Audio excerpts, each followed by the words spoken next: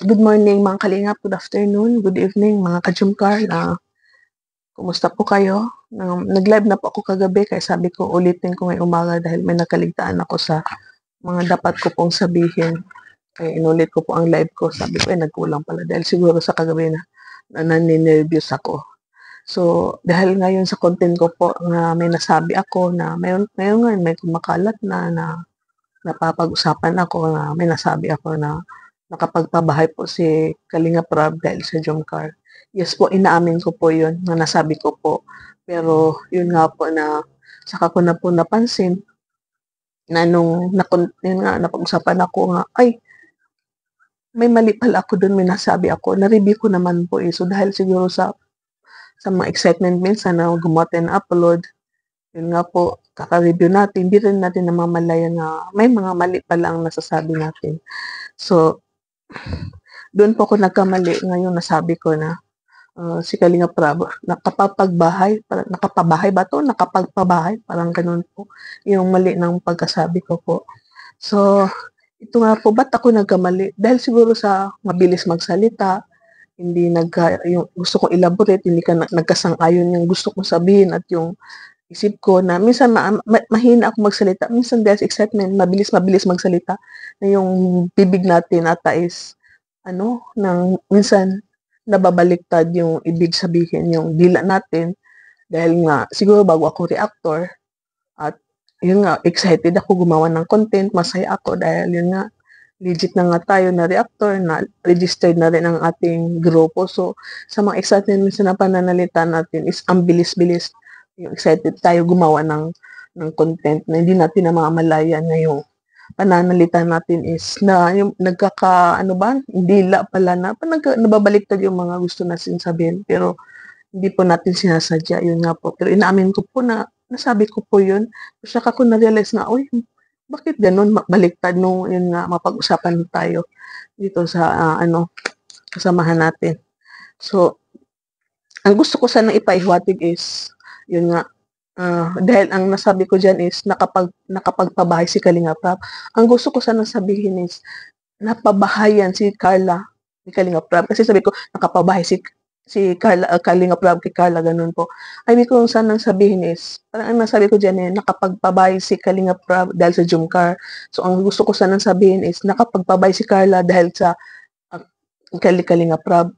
At, yes po, 2021, napanood ko na po si Kalinga Prab. Binata pa po siya, wala siyang asawa. Napanood ko na po siya, pero hindi palagi dumadaan-daan siya sa akin kasi may mga video siya nababiral. Yung kay Nanay Damiana. 2022, dumaan si Indiano Bicolano, Kuya Rubin. Pinanood ko. Doon ako nag-subscribe at kay Kalinga Kuya Val. So, tuloy-tuloy na yun. Nung masubscribe ko po siya yun. Nakita ko si Rina, pinanood ko lahat ng vlog ni Rina.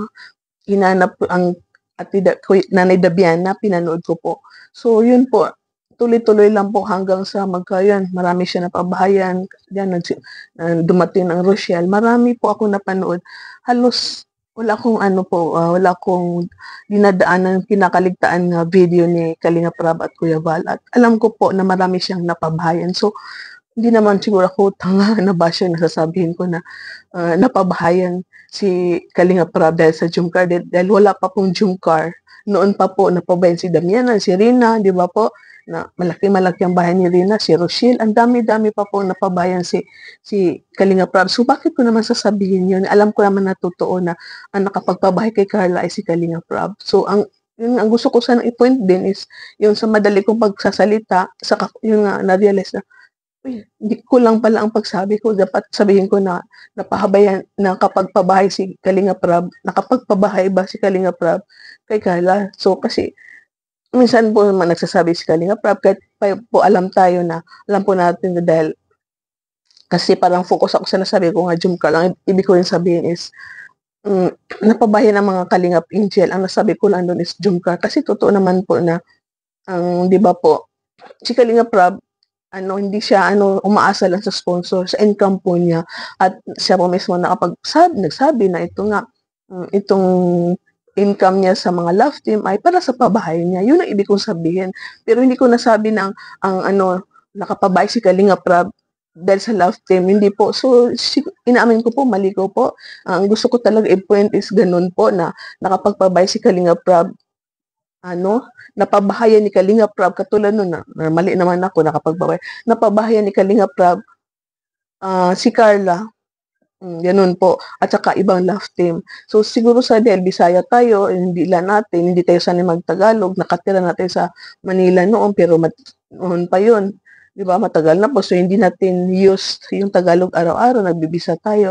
Nakapag-Tagalog ako dito sa paggagawa ng content. So, hindi po sanay ang dila ko. Tapos, baguhan po tayo sa pagre-react. So, parang hindi pa po ako sanay-sanay magsalita na ganito. So, yun po, inaamin ko po. Kasi, alam ko po na dami-daming napabahayan ang Kalingap si Kalinga Prab. So, bakit ko naman sasabihin na gano'n? Alam ko naman nga siya ang nagpabahay kay Carla. Hindi siya nakapagpabahay, hindi siya karoon ng bahay dahil kay sa Jomcar. So, yun po ang pagkakamali ko ngayon. Nasabi ko nakapagpabahay si Kalinga Prab dahil sa Jomcar. So, mali mo talaga yun dahil siguro sa yun, inaamin ko na yung pananalita natin, kulang din ang pagsabi, describe. So, yun po ang pagkakamali ko po kasi dapat napabahayan ang mga Kalingap Angel dahil kay Kalinga Prab. Kasi yun nga po, pinuprint natin na itong love team is nakakatulong kay Kalinga Prab. Nakapagpatayo, marami siya napabahayan ng mga beneficiary. Ngayon nga po, di ba, nakabili siya ng lupa para kay Maribel, pabahayan. So, marami pang naka-line up na pabahayan niya. So, yun nga po ang gusto kong sabihin. At isa pa po, nga po, alam ko po na, walang sinabi si Kalinga Prab na bubuwagin niya ang Jomcar.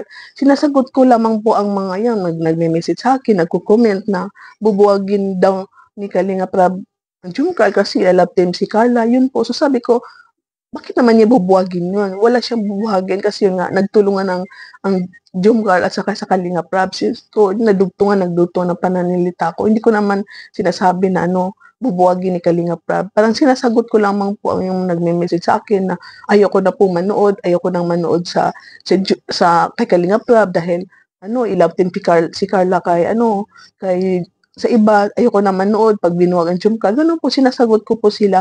So, hindi ko naman po sinabi na bubuwagin ni Kalinga Prab. At yung sabi na, yun nga, may sasabi rin po daw ako na views, malaki ang views ni Kalinga Prab dahil sa Jomcar.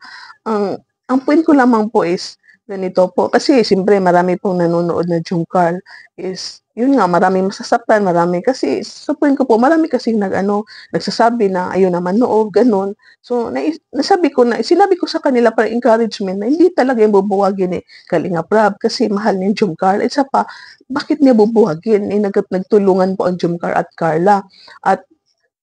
At dahil nga po, alam po ko na mahal niya yan. Mismo si Rab na hindi niya kaya na i-love team si Carla at si Jomar. So, parang sumasagot lang po ako sa mga tanong ng mga supporters natin, manonood natin, na yun nga, hindi daw sila manonood. So, hindi ko naman po sinabi na walang manonood. So, siguro nagkamali lang po ako. Yun nga, parang hindi manonood sila. So, yun nga, parang masaya sila kasi yun nga, nasabi ko na hindi talaga bubuwagin ni Kalinga Prab dahil bakit niya bubuwagin? Kasi siyempre kung bubuwagin niya, i-love team si Carla sa iba. Hindi naman po yung siguro yung mayroong hindi manonood kasi yun nga, magagalit. So hindi ko naman po sinabi na lahat-lahat hindi manonood. Mayroon talaga hindi manonood. So bababa ang views niya na siguro kunti lang kung sino hindi manonood. So hindi po ganun ang point ko na walang manonood. So yun po ang pagkakamali ko na inaamin ko po na kulang ang pag-elaborate ko, kulang ang explanation ko, there's excitement na mga sinasabi ko. So, yun nga po. Pero ang totoo is, alam ko po nakapabay si Kalinga Prab at hindi niya gagawin niya na ibuwag. Hindi ko po sinabi yun. Yun nga po, sinagot ko lang ang manonood. At so, yun nga ba, ibalik ko po na matagal na po ako nanonood ng Kalingap. Alam ko po na marami napabayan si Kuya Val, si Kalinga Prab. Pinapanood ko po lahat ng vlog nila. Wala akong kinakaligtas. So, alam ko po ang kwento. So, bakit naman ako tanga-tanga na sisiraan ko si Kalinga Prab, ibabas ko po. Hindi po ako basher. No? Hindi po ako basher. Masaya na po ako, nandito ako sa Kalingap. So, ba't ako magiging basher? Nagkamali lang po ako. Nagkamali lang po ako sa ang pagsasalita ko dahil nga po inaamin ko po sa hindi tayo sanay na sanay sa pagtatagalog. So, yun nga po. So, pasensya na po. Sorry po una na sa lahat. I'm sorry po Kuya Val, sorry po. Kung nasabi ko po yun, in-explain ko na po. Sorry Kuya Kalingap Rab. I'm sorry po Kalingap Rab, hindi ko sinasadya po. Yun nga po, in-explain ko na po kung bakit ko nasabi yun. At in the vlog, sorry nga po.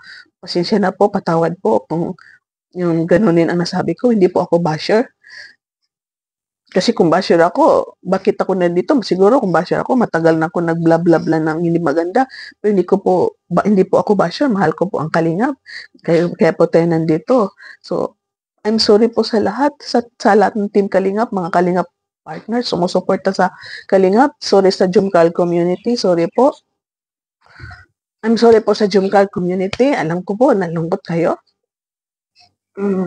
Manasyak kayo na ba't ko masabi yun? Yun nga po, nagkamali ako. Sorry po kung natamnyal tayo. Dahil hindi po ako magsasalita ng mga bagay na ganyan, ikakasira ng community ng Jumcar. Sorry po.